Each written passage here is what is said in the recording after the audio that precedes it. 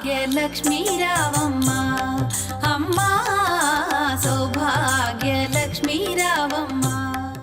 అసలు మనుష్యులలోనే గృహస్థాశ్రమంలో ఉన్నవాడికి తప్ప ఇతర ఆశ్రమంలో ఉన్న వాళ్ళకి ధనంతో అంత పెద్ద సంబంధం లేదు అంటే ఇక మిగిలిన ప్రాణులకు ధనంతో పెద్ద సంబంధం ఏముంటుంది? ఉండదు. వాటికి ఉండేటటువంటి కష్టసుఖాలు చాలా చాలా చాలా తక్కువ. పశుధర్మో నమీ ప్రీతిం అంటారు వ్యాసుల వారి దేవీ భాగవతంలో. దాన్ని పశుధర్మం. కానీ మనుష్యుడు అలా కాదు. ఒకరికి పెట్టి తాను తినాలి. అతిథి దేవోభవ. గృహస్థాశ్రమంలోకి వెడుతున్నప్పుడే స్నాతకంలో చెప్తాడు గురువుగారు, నువ్వు గృహస్థాశ్రమంలోకి వెడుతున్నావు, మాతృదేవోభవ, పితృదేవోభవ, ఆచార్య దేవోభవ, అతిథి దేవోభవ అంటాడు. అతిథి ఈశ్వర స్వరూపం కాబట్టి అతిథికి పెట్టి తినాలి. అంటే గృహస్థుకి డబ్బు కావాలా వద్దా?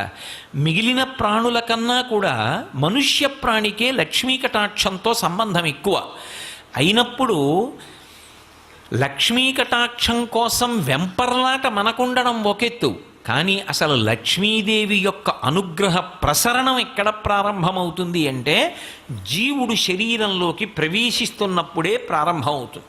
అందుకే అది ఎవరు కానివ్వండి, లలాట లిఖితారేఖాం పరిమాష్ట్రం నశక్యతే, లలాటమునందు వ్రాయబడినది తీయడం సాధ్యం కాదు అంటూ ఉంటారు కదా. అంటే సాధనా బలం చేత దాటుతాడు.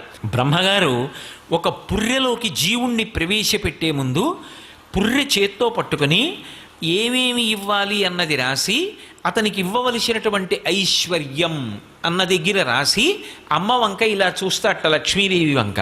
అలా కూర్చుంటుంది ఆ తల్లి. అలా కూర్చుంటే బ్రహ్మగారి చేతిలో పుర్రె పట్టుకుని అమ్మ వంక తిరుగుతాడు. అమ్మ ఈ పుర్రెకి ఎంత ఇమ్మంటావు అని అడుగుతాడు.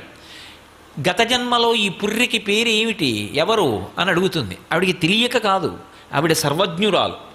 అమ్మ ఈ పుర్రెకి గత జన్మలో పేరు ఇది, వీడు చాలా పుణ్యం చేశాడమ్మా, ఎందరికో పెట్టాడు, ఆర్తి కలిగిన వాళ్ళందరికీ పెట్టి తాను అనుభవించిన వాడమ్మా అంటట. అంటే ఆవిడ అని ఇలా కనుబొమ ఎత్తుతుందిట, అంతే, ఆవిడేం మాట్లాడదు అంటుంది.